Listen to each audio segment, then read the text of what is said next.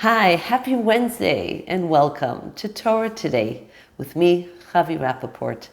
The Torah as relevant today as it was yesterday at Mount Sinai. True love, is that only about giving and giving, or is it sometimes about withholding? In fact, can withholding love sometimes be an even greater expression of love? At the surface, I think we'll probably say, of course not. Love, it's about giving and sharing. But let's look a little bit deeper beneath the surface.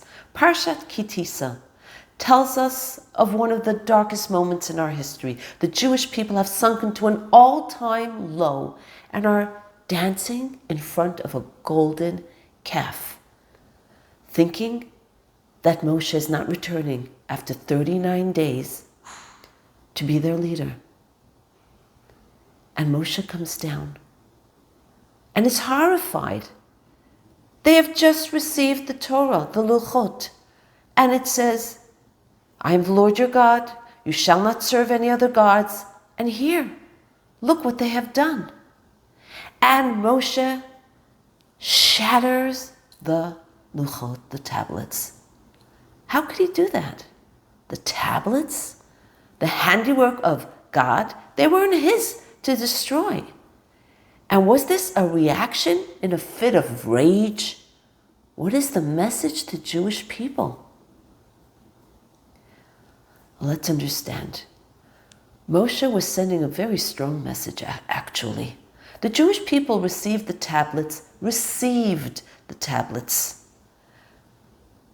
Hashem, God, sort of hung the mountain over them, which is really a metaphor for an overbearing love from Hashem that they couldn't resist. It was from the outside. And what about their relationship with God in the desert? They were wined and dined. Everything was handed to them on a silver platter.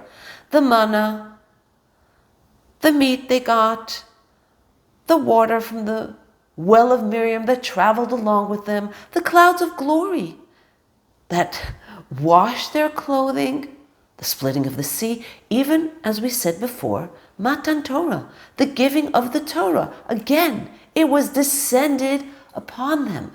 And Moshe realized this relationship was not going to last.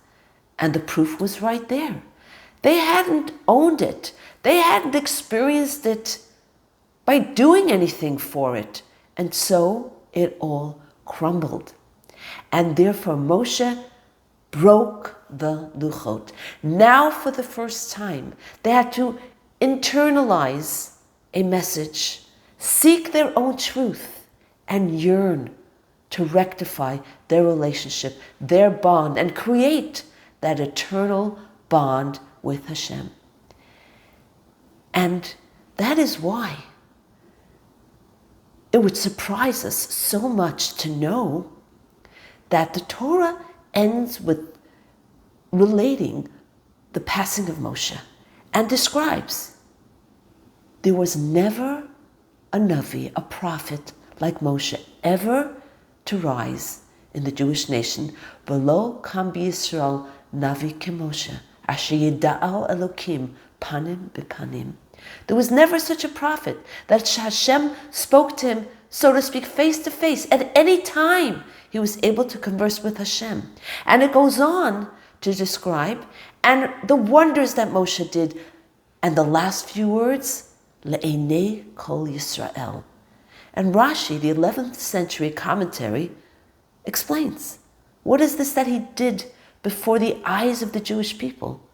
That he broke the Luchot. And Hashem says, Yasher kochacha asher shibarta. Thank you for breaking the Luchot. And this is the reason why. Because once they were broken, the Jewish people had to fashion the second Luchos from within. Find that relationship. Work for that relationship and totally make it their own. And that's when they did the real teshuvah. And that's when the 13 Midot HaRachamim 13 midot of rachamim were created by God. And this all happened as a result of Moshe withholding love, breaking the Luchot. And as parents, sometimes, we think, I just need to give and do for my children and do for my children. They're young, they're inexperienced, they don't know. But in truth, so many times we need to stand back. Let them fall and let them get up on their own. They need to learn their own lessons. And even more important, that is what grants them their independence, their confidence, and their ability to forge their own way and make it meaningful to them. And if you think about it, sometimes, why do I give love? Maybe because it makes me feel good, makes me feel more loving. Maybe it's because I'm exhausted. And maybe because I've been worn down. My child's been asking about something over and over. And I know it isn't right. I know it isn't good for them. But I just give in.